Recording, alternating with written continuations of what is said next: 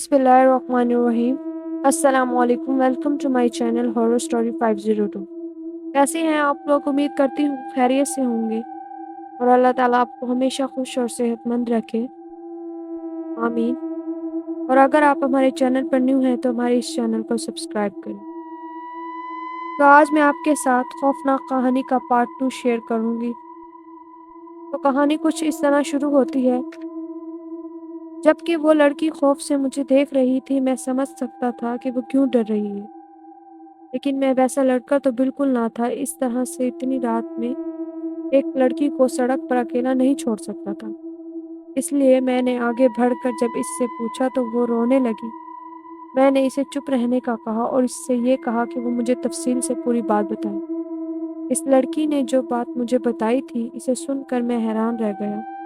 इसने कहा कि वो किसी लड़के को पसंद करती थी और इससे शादी करना चाहती थी, लेकिन इसके घर वाले राजी नहीं हुए और इसके घर वालों ने इसकी शादी कहीं और तय कर दी। इसलिए शादी वाले दिन ही इसने घर से भागने का इरादा कर लिया, क्योंकि वो जिस लड़के से मोहब्बत करती थी, इसे किसी कीमत पर भी खोना नहीं चाहती थी। इस लड़के ने भी इसका साथ देने का पूरा वादा किया था और फिर शादी वाले दिन ही वो अपना घर छोड़कर भाग आई। लेकिन जिसके लिए वो अपना घर छोड़कर आई थी, इस लड़के ने भी इसे अपनाने से साफ इनकार कर दिया है और अब इसके पास कोई ठिकाना नहीं था और ना ही रहने के लिए जगह। वो अपने घर वापस भी नहीं जा सकती, क्योंकि इसके घर वाले इसे जान से मार देंगे। मैं इसकी कहानी सुनकर परेशान था। जब इस लड़की ने मुझसे कहा कि मैं इससे एक अच्छा इंसान लगता हूँ, क्या मैं इसकी मदद कर सकता हूँ? इस लड़की ने जिस उम्मीद से मुझसे मदद मांगी थी, मैं इनकार ना कर पाई। ये सोचे समझे बगैर कि अगर मैं इसे घर ले गया तो घर में एक तूफान खड़ा हो जाएगा, लेकिन मैं इस तरह से इस लड़की को यहाँ अकेला नहीं छोड़ सकता था। इसीलिए मैंने इसे अपने साथ चलने का कहा, ये सोचते हुए कि सुबह होते ही इस मामले को सुलझा देंगे।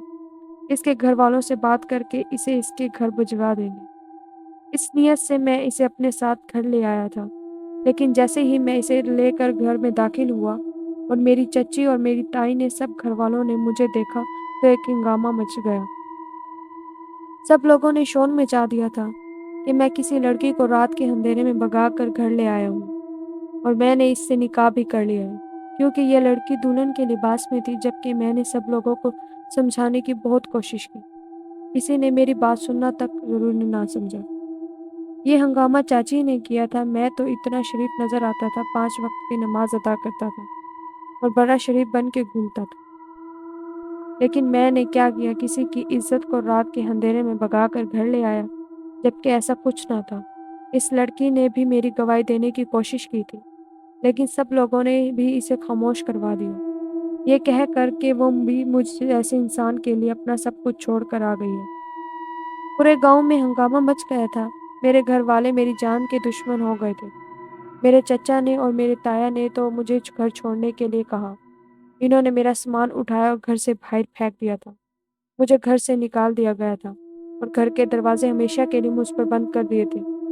मुझे अपनी सफाई देने का भी मौका किसी ने ना दिया, जबकि मेरे ताया के बेटों ने भी अपनी तरफ से बहुत सारी बातें बनाकर घर वालों को बताई थी। ये कहा था कि इन्हें तो पहले ही मुझ पर शक था कि मैं कुछ ऐसा ही करूँगा, और मैंने अपनी औकात दिखा दी थी।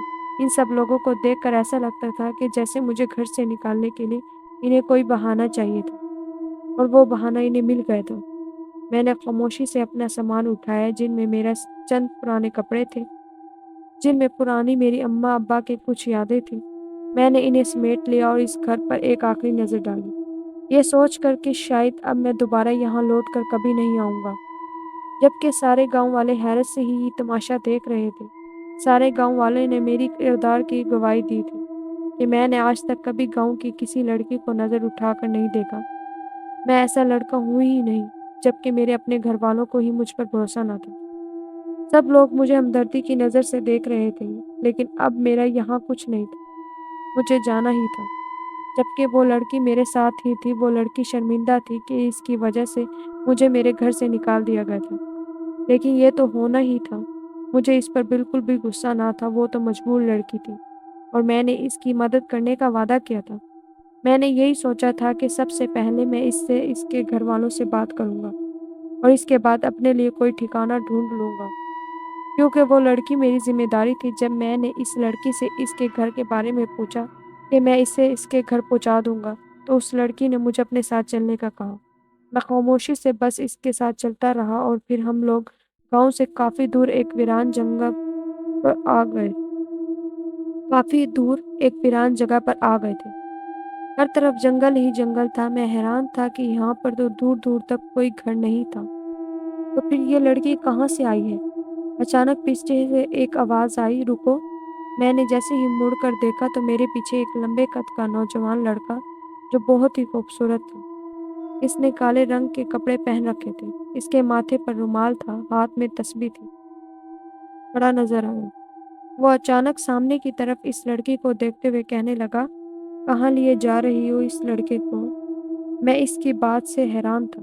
مجھے ایسا لگ رہا تھا جیسے وہ اس لڑکی کو جانتا ہو۔ وہ لڑکی بھی اس کی طرف دیکھنے لگی۔ اس سے پہلے کہ وہ لڑکی کچھ کہتی میں جلدی بول پڑا، معاف کرنا جناب، پر میں اس کو اس کے گھر چھوڑنے جا رہا ہوں۔ دراصل یہ گھر سے بھاگ آئی ہے اور اپنے گھر جاتے ہوئے اب ڈر رہی ہے۔ میں نے اسے تمام بات بتائی تو وہ میری طرف متوجہ ہوتے ہوئے بولا، اوہو، تم بھی بے گھر ہو؟ میں اس کو دیکھنے لگا کہ اب آپ کو کیسے پتا کہ میں بے گھر ہوں؟ اس لڑکی نے تو مجھ سے مدد مانگی ہے، چلو اس کو چھوڑ آتے ہیں۔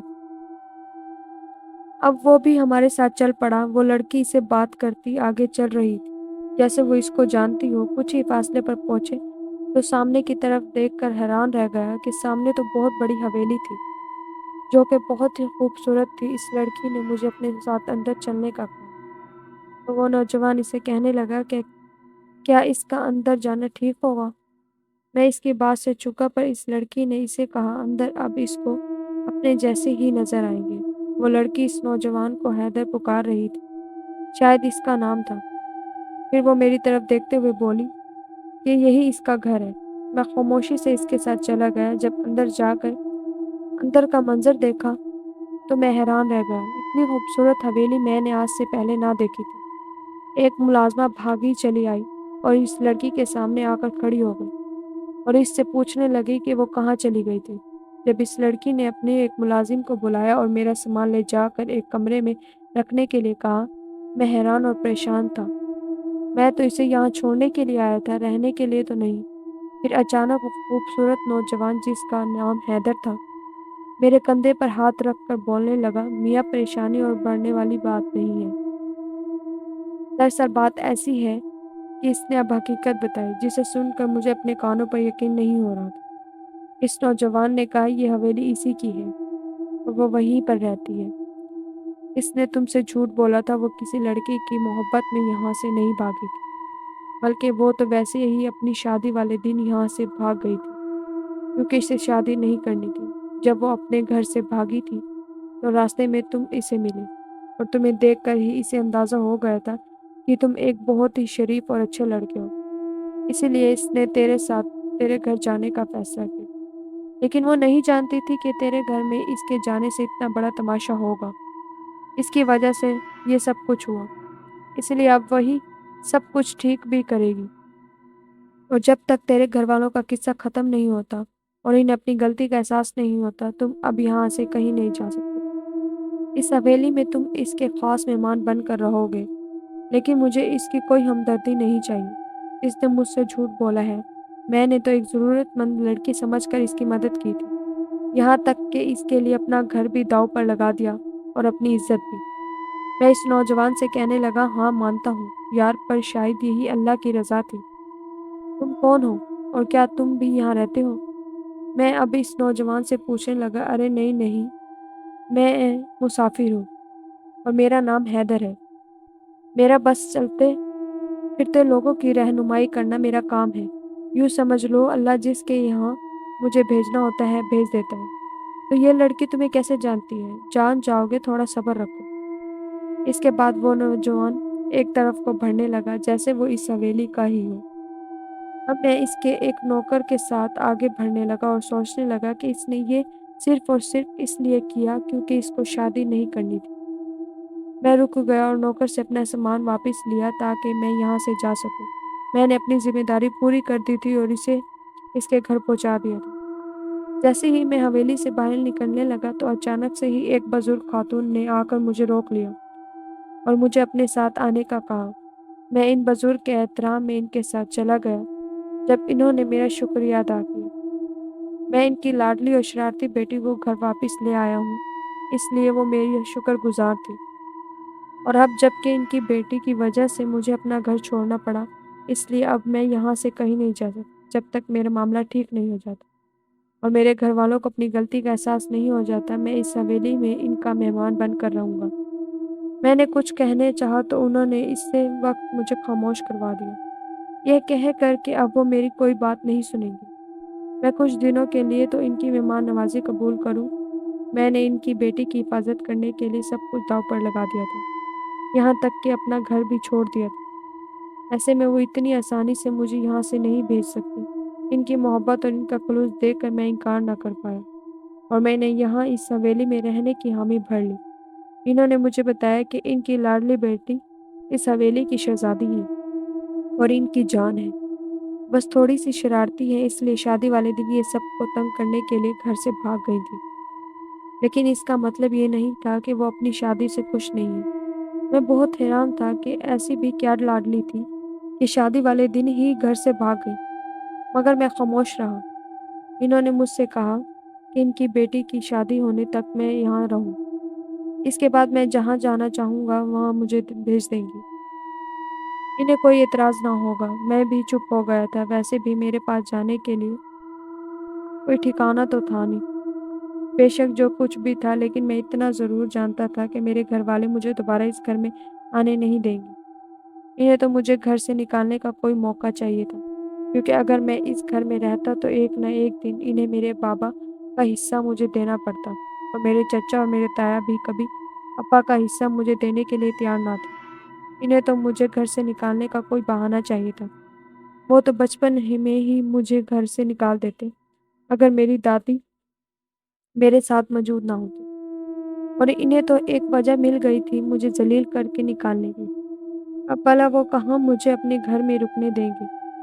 मुझे अपने लिए कोई और ही ठिकाना तलाश करना था। मैंने ये सोचा था कि 2-3 दिन जो मैं यहाँ रहूँगा, इतने में मैं अपने लिए कुछ सोच लूँगा। मुझे क्या करना है। इतने में वही है लड़का हैदर जो हमारे साथ हवेली में आया था, मुझे बोलते हुए कहने लगा कि सही सोच रहे हो, वापस नहीं आने देंगे। घर में इसकी बात सुनकर मैं हैरान था कि इसको मेरे दिल की बात कैसे पता चली। वो हँसता हुआ चला गया और मैंने इस हवेली में रहना शुरू किया। जैसे ही रात हुई थी तो बाहर से शोर की आवाज़ें आने लगी। पूरी हवेली को बहुत खूबसूरत तरीके से सजाया गया था। इस लड़की की शादी थी जिसे मैं इसके घर छोड़ने के लिए आया था। शादी इतनी धूमधाम से और अच्छे तरीके से हो रही थी कि मैं देखकर हैरान रह गया था। ऐसी शादी मैंने ज़िंदगी में कभी ना देखी थी। पहली बार इतनी शानदार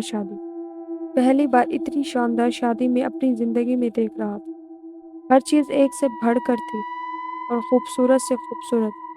मेरे पास तो इस खूबसूरत शादी में पहनने के लिए कोई अच्छा लिबास भी ना था कि जब मैं कमरे में आया तो मैं थोड़ी देर बाद ही एक मुलाज़मा मेरे लिए खूबसूरत लिबास देकर चली गई और ये कह के कि मैं इसे पहन कर तैयार हो जाऊं।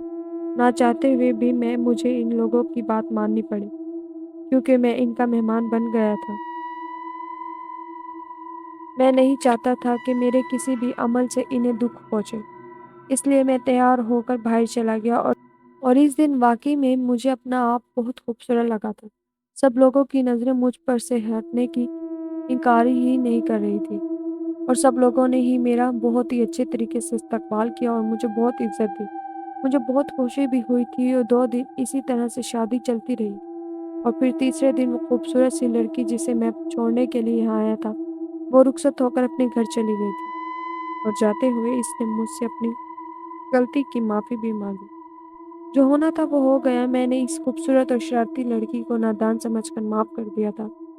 मैं इसकी शादी पर इसे कोई और तोहफ़ा तो नहीं दे सकता था, इसलिए अपनी दुआओं में रुख़सत कर दिया। रुख़सत होकर जाते ही मैंने भी अपना सामान बाँधना शुरू कर दिया, क्योंकि मैं यहाँ पर इन लोगों के मजबूर करने पर शादी तक ही रुका था। اور اب مجھے یہاں سے جانا تھا۔ جیسے ہی میں نے اپنا سامان باندھا تھا اور میں جانے کے لیے تیار تھا، دوبارہ سے اسی بزرگ خاتون نے مجھے اپنے کمرے میں بلایا۔